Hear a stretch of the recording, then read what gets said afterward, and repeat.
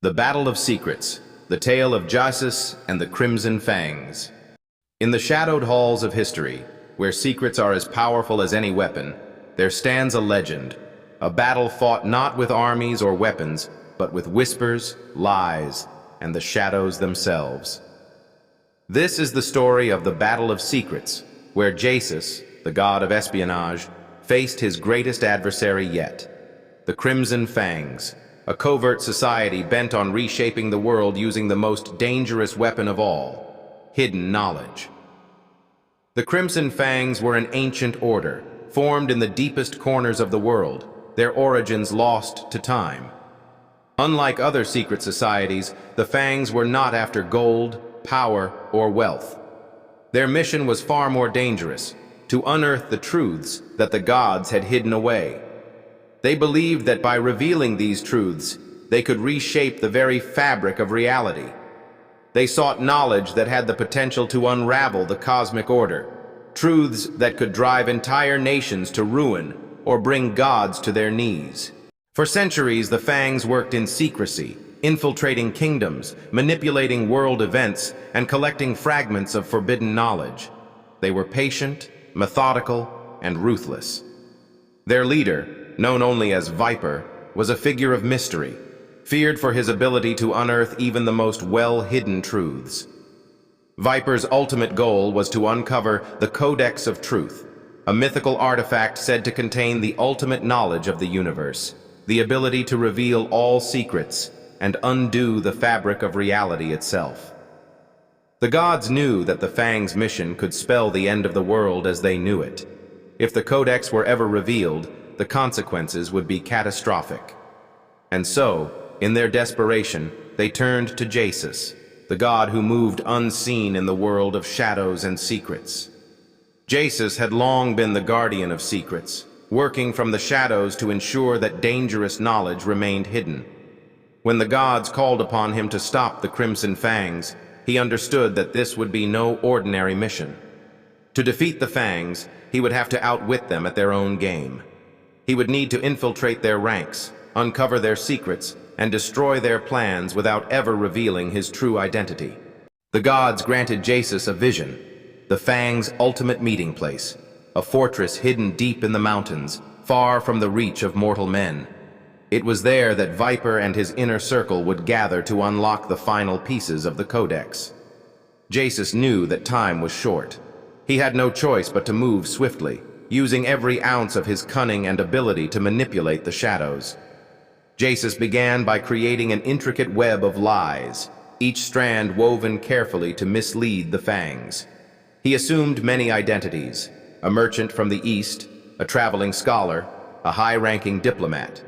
Each persona served to gather information, gain the trust of key members of the Crimson Fangs, and sow doubt within their ranks. Through subtle manipulations, Jasus began to turn their own agents against each other, planting seeds of discord without anyone realizing. Maya, one of Jasus's trusted agents, infiltrated a lower tier of the Crimson Fangs, pretending to be a loyal acolyte. Her role was to gather intelligence about their next move while feeding false information to their enemies. Khan, another agent, used his skills to track the Fangs' movements, disrupting their communications and keeping them on the defensive. Meanwhile, Ravi, the god of the digital world, hacked into the encrypted channels the Fangs used, slowly chipping away at their network. But despite Jasus's efforts, he knew that the final confrontation would be inevitable. The Fangs were too clever, their organization too deep, to remain unaware for long. After months of subterfuge, the time came for Jasus to make his move. The Crimson Fangs were preparing for their final meeting at their hidden stronghold, where they planned to perform the ritual that would unlock the Codex's full power. This was Jasus's moment. He needed to strike quickly and decisively, but he also knew that a direct assault would play into the Fangs' hands. They were expecting a confrontation. Instead, Jasus entered the stronghold not as a god, but as one of them, a member of the Crimson Fangs. His agents, having spread enough confusion among the Fangs' ranks, ensured that the traitors within the society would believe his identity.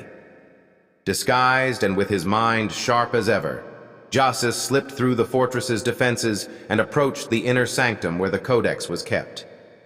Inside, Viper waited with his most trusted followers, ready to unlock the Codex's power. The room was bathed in an eerie light, the air thick with anticipation.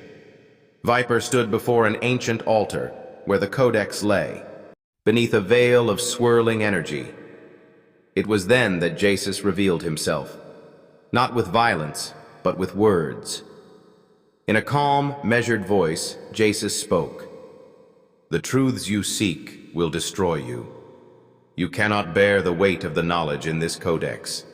It is not for mortals or gods to wield." Viper turned, his eyes narrowing. "And who are you to tell me what I can or cannot handle? You are a fool to think that you can stop us. The secrets are already ours." Jasus smiled faintly. "Secrets are like shadows. They seem solid until you try to touch them, and when you reach for them, they vanish." With a swift motion, Jasus pulled the veil from the Codex, revealing a false book, a decoy placed there long ago by the gods themselves. The true Codex had been hidden elsewhere, far beyond the reach of the Fangs. Viper's eyes widened in disbelief. "No, it cannot be," he whispered, his voice tinged with panic. Jasus stepped forward, his voice calm and final. "The truth is not for the taking, Viper, and your ambition will be your undoing." As Viper's followers hesitated, unsure of what to do next, Jasus used their own doubts against them. He had sown the seeds of betrayal so well that the Fangs turned on each other, their distrust causing them to fracture. What had once been a united front became a battleground of shifting allegiances and broken promises. With the Fangs in disarray, Jasus acted. Using his divine gift of stealth, he retrieved the real Codex, sealing it away where no one, mortal or god, could ever find it again. The Crimson Fangs were no more, their plans shattered by the very secrets they sought to control. As the dust settled, Jasus stood alone, the weight of the world's safety resting quietly in his hands. He had won not through brute force, but through strategy, manipulation, and the power of the unseen. In the aftermath of the battle, the gods looked upon Jasus with gratitude. The balance had been preserved, but as always, Jasus faded into the shadows, his victory unacknowledged by the world. To the mortals, the battle was a silent war, a war of secrets and whispers that would never be fully understood. And so, the god of espionage remained in the background, his name known only to a few, but his influence ever present in the hidden corners of the world. For as long as there were secrets to be kept, Jasus would be there, guarding them, and ensuring that the world remained in balance. The Battle of Secrets was a victory forged in silence, a testament to the power of the unseen hand that shapes the fate of the world. Jasus had once again proven that the greatest battles are not always fought in the open, but in the shadows where truth and lies collide.